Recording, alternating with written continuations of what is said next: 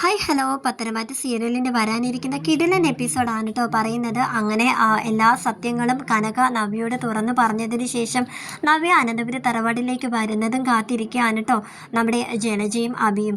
അഭിയാണെങ്കിൽ tension അടിച്ചിട്ട് അങ്ങോട്ടും ഇങ്ങോട്ടും നടക്കുകയാണ്. ജലജ പറയുന്നുണ്ട്, എടാ ആ കനക എല്ലാ സത്യങ്ങളും നിന്റെ ഭാര്യയോട് തുറന്നു പറഞ്ഞ് കാണുമോ? അവൾ എന്തൊരു സ്ത്രീയാ, സ്വന്തം മകളുടെ ജീവിതമാണല്ലോ അവർ തകർക്കാനായിട്ട് നോക്കുന്നത് എന്നൊക്കെ പറയാൻ കേട്ടോ. അങ്ങനെ നവ്യ വന്ന് ഇറങ്ങിയിട്ട് മുറിയിൽ ചെന്നിരിക്കുന്നുണ്ട്. അഭിയാണെങ്കിൽ ടെൻഷൻ അടിച്ച് അങ്ങോട്ടും ഇങ്ങോട്ടും നടക്കുമ്പോൾ ജലജ പറയുന്നുണ്ട്, എടാ നീ അങ്ങോട്ടും ഇങ്ങോട്ടും ഇങ്ങനെ ടെൻഷൻ അടിച്ച് ഇങ്ങനെ നടന്നു കഴിഞ്ഞാൽ എങ്ങനെ ശരിയാവും? നീ അവളുടെ മുറിയിലോട്ട് ചെന്നിട്ട് അവളുമായിട്ടൊന്ന് സംസാരിക്കുക. ആ കനക എല്ലാ സത്യങ്ങളും തുറന്ന് പറഞ്ഞു ഇല്ല എന്നൊക്കെ നമുക്ക് അറിയാനായിട്ട് പറ്റുമല്ലോ എന്നൊക്കെ ഇങ്ങനെ അഭിയോട് പറയാൻ കേട്ടോ. അഭിയാണെങ്കിൽ എനിക്ക് പേടിയാ, അവളുള്ള സ്ഥലത്തേക്ക് പോകാൻ തന്നെ എനിക്ക് പേടിയാ, ഞാൻ പോവില്ല അമ്മ എന്നൊക്കെ ഇങ്ങനെ പറയാൻ കേട്ടോ. അങ്ങനെ ജലജയാണെങ്കിൽ അഭി ഇങ്ങനെ ഉന്തി തള്ളി വിടുന്നുണ്ട് കേട്ടോ. മുറിയിൽ ചെന്ന് നോക്കുമ്പോഴത്തേക്കും നവ്യാണെങ്കിൽ കട്ടിൽ ഇങ്ങനെ ഇരിക്കുകയാണ്. ഒരു ഭദ്രകാളിനെ പോലെ അങ്ങനെ ഇരിക്കുകയാണ് കേട്ടോ. അവളുടെ മുഖത്ത് ഭയങ്കരമായിട്ട് ദേഷ്യമൊക്കെ ഇങ്ങനെ തുളുമ്പി ഇങ്ങനെ നിൽക്കുകയാണ്. അഭി അടുത്ത് എന്നിട്ട് ചോദിക്കുന്നുണ്ട്, നീ ഇത് ഇത്ര നേരം ലേറ്റായത് എന്താണ്? നീ ആരെ കാണാൻ വേണ്ടിയിട്ടാണ് പോയതെന്നൊക്കെ ഇങ്ങനെ ചോദിക്കാൻ കേട്ടോ. പക്ഷെ അഭി പറയുന്നതിന് ഒന്നിനും തന്നെ നമ്മുടെ നവ്യ മറുപടി ഒന്നും കൊടുക്കുന്നില്ല. അങ്ങനെ അഭി ജലജയുടെ അടുത്തോട്ട് ചെന്നിട്ട് പറയുന്നുണ്ട്, അമ്മേ അവൾ ഭയങ്കര ദേഷ്യത്തിലിരിക്കുകയാണ്, പക്ഷേ ഞാൻ ചോദിച്ചതിനൊന്നും അവൾ മറുപടി പറഞ്ഞില്ല, എന്നോട് വന്ന് അവൾ ചോദിച്ചില്ല എന്നൊക്കെ ഇങ്ങനെ പറയുകയാണ്. അപ്പോൾ ജലജ പറയുന്നുണ്ട്, എടാ ഇതിപ്പോൾ സത്യങ്ങൾ തുറന്ന് പറഞ്ഞ് കാണുമ്പോൾ ഇല്ലെന്നൊന്നും നമുക്ക് അറിയില്ലല്ലോ, എന്തായി അവരുടെ റിയാക്ഷൻ എന്തായിരിക്കും? ഇനി അവൾ ഈ ഇങ്ങനെ മൂകമായി സൈലൻ്റ് ആയിട്ടൊക്കെ ഇങ്ങനെ ഇരിക്കുന്നത് വലിയൊരു പൊട്ടിത്തെറിക്കാണോ എന്നൊക്കെ ഇങ്ങനെ ജലജ അഭിയോട് പറയാൻ കേട്ടോ. എന്താണെന്നൊന്നും അറിയില്ല അമ്മ, എനിക്കെന്തായാലും അവരുടെ ഇരുത്തമൊക്കെ കണ്ടിട്ട് എനിക്ക് പേടിയാവുന്നു, ഇനി അവളുള്ള മുറിയിലേക്ക് ഞാൻ പോകുന്നില്ല എന്നൊക്കെ ഇങ്ങനെ ജലജയോട് പറയാൻ കേട്ടോ.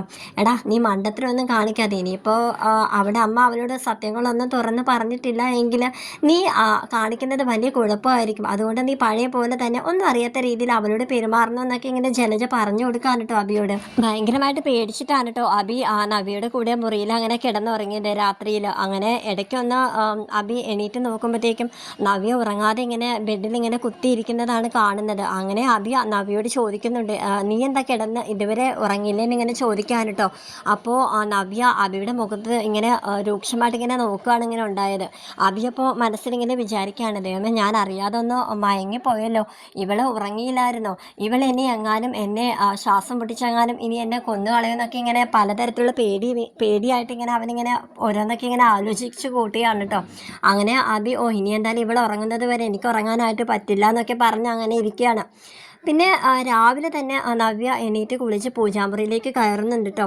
അപ്പോൾ ദേവാനിയാണെങ്കിൽ അപ്പോൾ അതുപോലെ എല്ലാ ദിവസവും പൂജാമുറിയിൽ കയറാനായിട്ട് ഇങ്ങനെ ഒരുങ്ങാണ്. അങ്ങനെ നോക്കുമ്പോഴത്തേക്കും ആണെങ്കിൽ നവ്യ പൂജാമുറിയിൽ നിൽക്കുന്ന ആ ഒരു കാഴ്ചയാണ് കാണുന്നത്. അങ്ങനെ ദേവ്യാനി എന്നിട്ട് അമ്മയോട് ഇന്ന് പറയുന്നുണ്ട്, അമ്മേ ഞാൻ പൂജാമുറിയിൽ കയറി പ്രാർത്ഥിക്കാനായിട്ട് പോകാൻ നേരത്തേക്കും ദാ അവിടെ പൂജാമുറിയിൽ നവ്യ നിൽക്കുന്നു അമ്മയെന്നൊക്കെ ഇങ്ങനെ പറയണം. അതൊരു പതിവില്ലാത്തൊരു കാഴ്ചയാണല്ലോ, ആ കുട്ടിയുടെ മനസ്സ് അത്രയ്ക്കും പതറിയിരിക്കുകയാണ്, ഇനി അവളെ എന്ത് ചെയ്താലും നമ്മളത് ശ്രദ്ധിക്കണം എന്നൊക്കെ ഇങ്ങനെ ദേവ്യാനിയും അമ്മയും കൂടി ഇങ്ങനെ സംസാരിക്കാൻ കേട്ടോ. അങ്ങനെ എവിടേക്കോ ഒരുങ്ങി നവ്യ പോകാനായിട്ട് റെഡി ആയിക്കൊണ്ടിരിക്കുകയാണ്. അഭി ചോദിക്കുന്നുണ്ട്, നീ ഇത് എങ്ങോട്ടായി രാവിലെ തന്നെ പോകാനായിട്ട് ഒരുങ്ങുന്നതെന്ന് ഇങ്ങനെ ചോദിക്കുന്നുണ്ട് കേട്ടോ.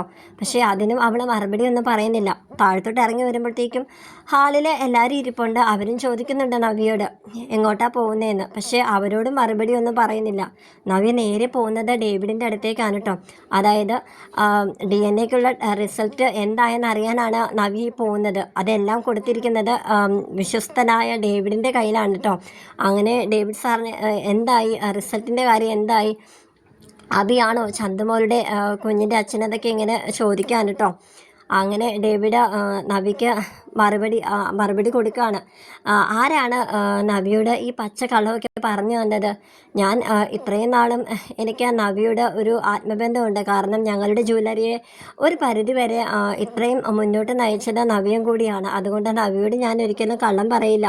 എന്തായാലും റിസൾട്ട് എന്തായാലും ഞാൻ പറയാം. ഒരിക്കലും നവ്യ കരുതുന്നത് പോലെ നവിയുടെ ഭർത്താവ് അഭിയല്ല ചന്ദമോളുടെ അച്ഛൻ. അതൊരു പക്ഷേ ആദർശ് തന്നെ ആയിരിക്കും. അത് നിന്നിൽ നിന്ന് മറച്ചു വെക്കാൻ വേണ്ടി വേണ്ടിയിട്ടാണ് അഭിയാണെന്ന് നിന്നോട് കള്ളം പറഞ്ഞത് എല്ലാവരും എന്നൊക്കെ ഇങ്ങനെ നവിയോട് പറയാൻ കേട്ടോ. അങ്ങനെ നവിയാണെങ്കിൽ സന്തോഷം കൊണ്ട് ഇങ്ങനെ നിൽക്കുകയാണ്. അങ്ങനെ നവിയോട് കാര്യങ്ങളെല്ലാം തുറന്ന് പറഞ്ഞതിന് ശേഷം ഡേവിഡ് നേരെ നാഗേന്ദ്രൻ്റെ അടുത്തേക്ക് ചെല്ലുകയാണ് കേട്ടോ. അങ്ങനെ നാഗേന്ദ്രനോട് പറയുന്നുണ്ട്, സാറ് പറഞ്ഞതുപോലെ തന്നെ നവിയോട് ഞാൻ എല്ലാ കാര്യവും പറഞ്ഞിട്ടുണ്ട്. DNA റിസൾട്ടിൻ്റെ കാര്യം നമ്മൾ തന്നെ ഉണ്ടാക്കിയതൊക്കെ ആണല്ലോ. എന്തായാലും റിസൾട്ട് എന്തായാലും നവിയെ ചോദിച്ചില്ല. ഞാൻ പറഞ്ഞ കാര്യങ്ങൾ വിശ്വസിച്ചാണ് നവിയെ ഭയങ്കരമായിട്ട് സന്തോഷിച്ച് തുള്ളിച്ചാടി പോയിരിക്കുന്നതെന്നിങ്ങനെ പറയാൻ കേട്ടോ. അപ്പോൾ നാഗേന്ദ്രൻ പറയുന്നുണ്ട്, അത് പിന്നെ അങ്ങനെയല്ലേ ആവത്തുള്ളൂ. ഏതൊരു പെണ്ണും തൻ്റെ ഭർത്താവ് നിരപരാധിയാണെന്ന് കേൾക്കുമ്പോഴത്തേക്കും ആ ഒരു സന്തോഷം അത് നവ്യയിലും കാണത്തില്ലടോ എന്നൊക്കെ ഇങ്ങനെ പറഞ്ഞിങ്ങനെ നിൽക്കാൻ കേട്ടോ.